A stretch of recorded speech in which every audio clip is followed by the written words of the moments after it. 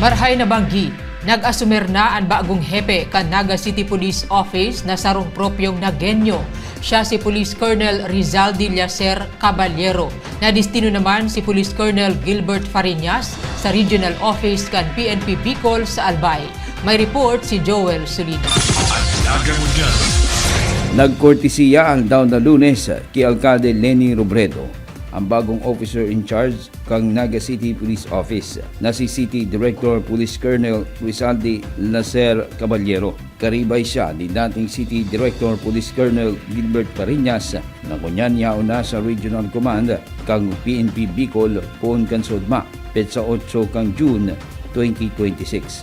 Kabali sa mga core directive asin plano kang bagong pamayo kang Naga City Police Office nakaangkla sa community-centric policies na nakatutok man sa pangkagabsang pasi-orden, anti-criminality campaign asin ang kinakaipuhang seguridad kang komunidad kasabay ang padagos na koordinasyon sa mga stakeholders partikular sa lokal na gobyerno asin 27 barangays kang Naga.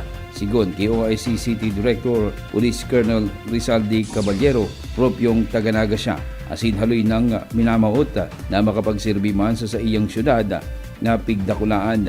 Asin ang halawig niyang eksperyensya sa mga lugar na sa iyang nadistinuhan, magagamit niya ngunyan sa syudad ng Naga.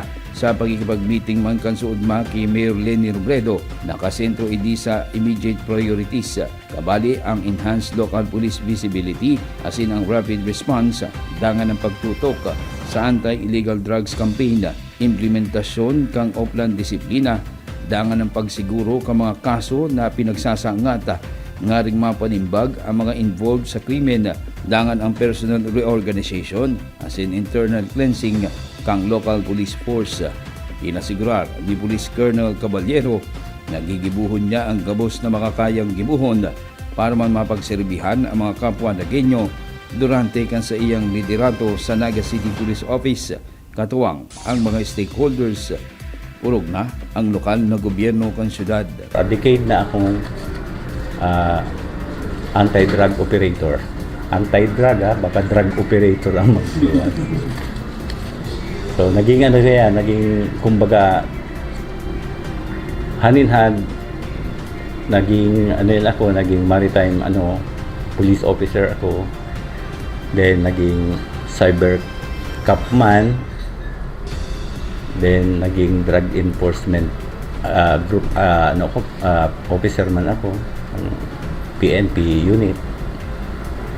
So to sum it up, medyo nagkaigwa naman itong mga experiences na magagamit sa serbisyo, particularly ini yung drug menace talaga na hanggang ngayon talagang masakiton puhuon. Tsaka dakula ang naapektuhan kang ini yung dangerous drugs ini.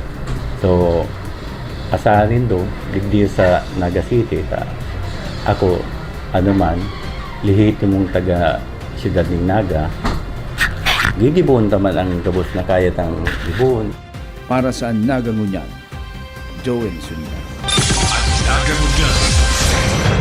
Ika, ako, kita, ang Naga. Antabayan ang iba pang impormasyong may kinaaraman sa Lambang Nagenyo. Ang Naga Ngunyan. Sangaran kan sa kuyang pag-iriba sa Public Information Office na pinamamayuhan ni Jason Nyola. Ako si Riza Mostar Santos. Diyos mabalos.